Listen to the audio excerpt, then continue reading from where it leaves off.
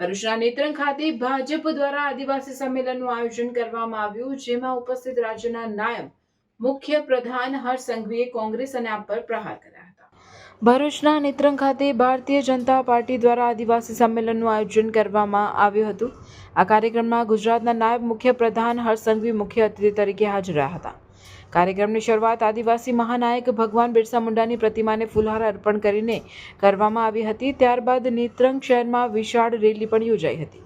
આ સંમેલનમાં કેબિનેટ મંત્રી નરેશ પટેલ, સાંસદ મનસુખ વસાવા, ધારાસભ્યો ગણપત વસાવા, રીતેશ વસાવા, જિલ્લા પંચાયત પ્રમુખ મહેન્દ્રસિંહ વાસદિયા તેમજ જિલ્લા ભાજપ પ્રમુખ પ્રકાશ મોદી સહિત ભાજપના અનેક આગેવાનો અને કાર્યકરો ઉપસ્થિત રહ્યા હતા।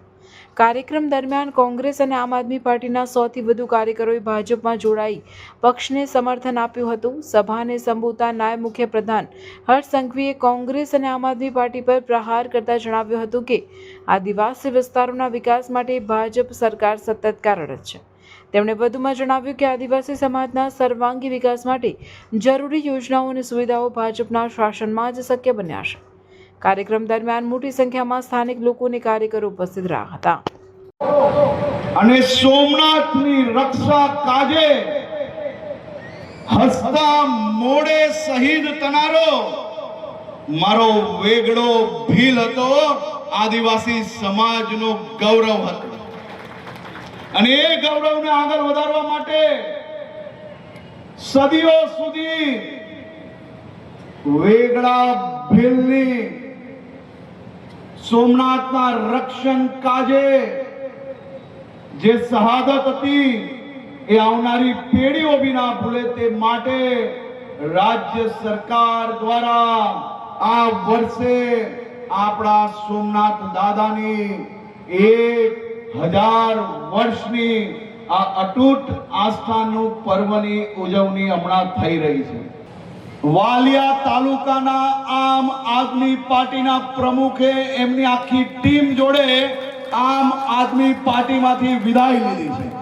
અરુણભાઈ વસાવા વાલિયા તાલુકાના આમ આદમી પાર્ટીના પ્રભારીએ એમના મિત્રો જોડે આજે આ પાપમાંથી બહાર આવીને આ દેશ અને રાજ્યની સેવા કરનાર ભારતીય જનતા પાર્ટીમાં એમનું સ્વાગત કરું છું।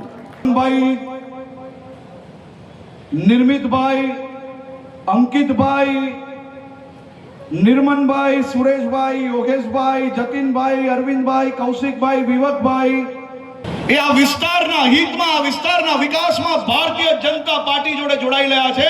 ત્યારે હું બધાનું અહીંયા ખૂબ ખૂબ સ્વાગત કરું છું કે અમારે ભાજપમાં જોડાઈને કોઈ હોદ્દા નથી જોઈતા, તો અમારે ભાજપમાં જોડાઈને ખરા અર્થમાં આદિવાસી સમાજની સેવા કરવી છે।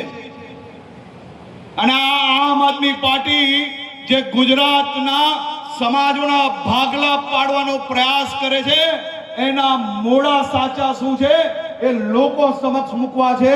તે માટે આમ આદમી પાર્ટી છોડીને અનેક લોકો આજે ભારતીય જનતા પાર્ટીમાં જોડાયા છે।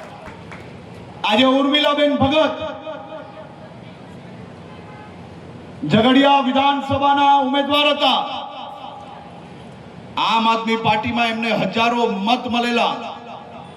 ઉર્મિલાબેન ભગત એ સારા કાર્યકર્તા છે અને ઉર્મિલાબેન ભગતને બી આજે ભારતીય જનતા પાર્ટીમાં જોડી રહ્યા છે। અને આ જુઠ્ઠાનું એક પછી એક ચાલુ જ રહ્યું।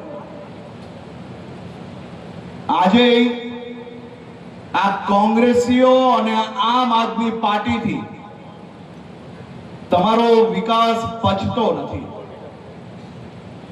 તમને મુખ્ય ધારામાં આવતા રોકવાનો એક મોટું કારસ્તાન આ બે પાર્ટી સાથે મળીને કરી રહી છે।